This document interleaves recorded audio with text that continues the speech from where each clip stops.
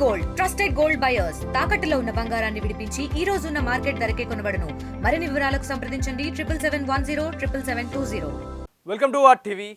Operation Sindoor దెబ్బకు కోలుకోలేని పాక్.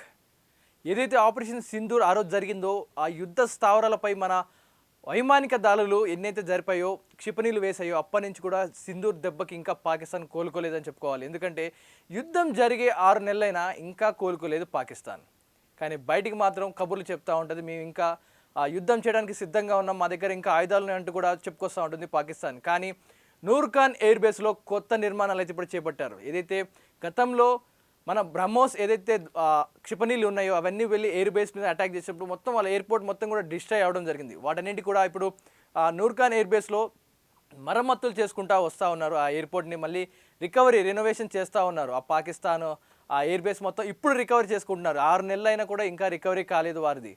అయినా కూడా బేగనాబాద్ వైమానిక స్థావరంలో కొనసాగుతున్న మరమ్మతులు ఇంకా కంటిన్యూ అవుతూనే ఉన్నాయి. ఎందుకంటే క్లియర్ కట్గా తెలుస్తూ ఉన్నాయి. శాటిలైట్ చిత్రాలతో వెలుగులోకి ఇప్పుడు సంచలనమైన విషయాలు వస్తూ ఉన్నాయి.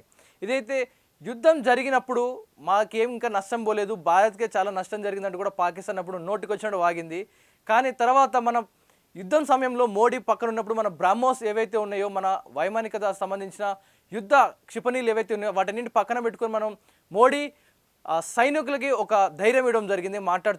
మాట్లాడుతున్న సందర్భంలో ఇదే సినారియోలో పాకిస్తాన్ కూలిపోయిన ఎయిర్ బేస్ మధ్య ఒక పాడైపోయిన ఒక ట్యాంకర్ పక్కన పెట్టుకొని ఒక ఫ్లెక్సీ, మేము యుద్ధం సాధించాం, మేము గెలిచామన్న ఒక ఆరోపణలు చేసుకుంటూ ఒక ఫ్లెక్సీ పెట్టుకొని దాని వెనుక నిలబడి మాట్లాడాడు అక్కడ ప్రధాని.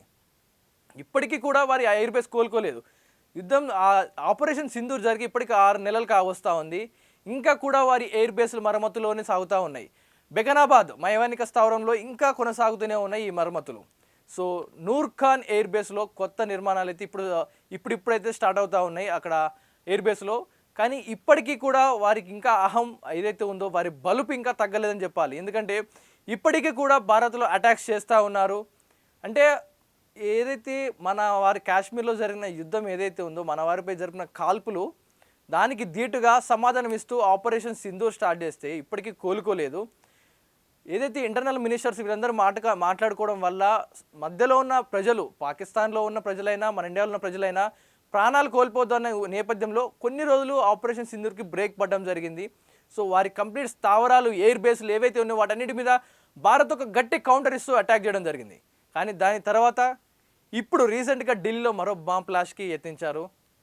తినే ఆహారంలో రసాయనమైన కెమికల్స్, రైసిన్ అనే కెమికల్ కలిపి కొన్ని లక్షల మందిని చంపడానికి చూశారు. అంటే ఇంకా బుద్ధి రాలేదు ఈ పాకిస్తాన్కి. ఎందుకంటే ఇంత దారుణం జరిగింది. ఇప్పటికీ కూడా ఆపరేషన్ సింధూర్ ఇంకా ఆన్లోనే ఉంది. ఆపరేషన్ సింధూర్ 3.0 లోడ్ అవుతూ ఉంది. కానీ కాస్త అంటే కొంచెం సైలెంట్గా ఉన్నారు. కొంచెం ఇకనైనా ఇంకొక అవకాశం ఇద్దాం, వీళ్ళు మూర్ఖులు మారడానికి అంటూ మన భారత సైనికులు కానీ మోడీ కానీ ఒక అవకాశం ఇచ్చిన నేపథ్యంలో వీరు ఇంకా కూడా మారటం లేదు. కుక్కతోక వంకారు అన్నట్టు వీరు ఇంకా కూడా వీరి బుద్ధిని మార్చుకోకుండా ఇంకా ఢిల్లీ మీద బాంబ్ బ్లాస్ట్ చేయడం, ఇక్కడ రసాయనాలు రైసిన్తో కెమికల్ దాడులు చేయడం, బయోవార్ స్టార్ట్ చేస్తూ ఉన్నారు వీళ్ళు. సో ఇప్పటికి కూడా పాకిస్తాను ఆపరేషన్ సింధూర్ అయిపోయి 6 నెలలు అయినా కూడా వీరి ఎయిర్ బేస్ని కూడా రిపేర్ చేసుకోవట్లేదు. కానీ మన మీద బాంబులు వేయడానికి, మన వారిని చంపడానికి వస్తూ ఉన్నారు. కానీ మరికొన్ని రోజుల్లో ఆపరేషన్ సింధూర్ 3.0 అంతకు మించిన ఆపరేషన్ స్టార్ట్ కాబోతూ ఉన్నాయి. పాకిస్తాన్ చూస్తుండండి, మీ ఎయిర్ బేస్ కాదు మీ పాకిస్తాన్ని కూడా మళ్ళీ కట్టుకోవాలన్నా కూడా పునాదులు కూడా మిగలకుండా చేస్తూ ఉంటారు. సో దీని విషయంపై మీ అభిప్రాయాలు కామెంట్ రూపంలో తెలియజేయండి. చరిత్ర సృష్టించినోడు ఇప్పుడు ఆ చరిత్రని తిరగరాయబోతున్నాడు. అబద్ధాల గోడల్ని బద్దల కొట్టి నిజాలను రాగా మీ ముందుంచబోతున్నాడు. నిజమైన వార్తల కోసం వెంటనే డౌన్లోడ్ చేసుకోండి రా యాప్ని.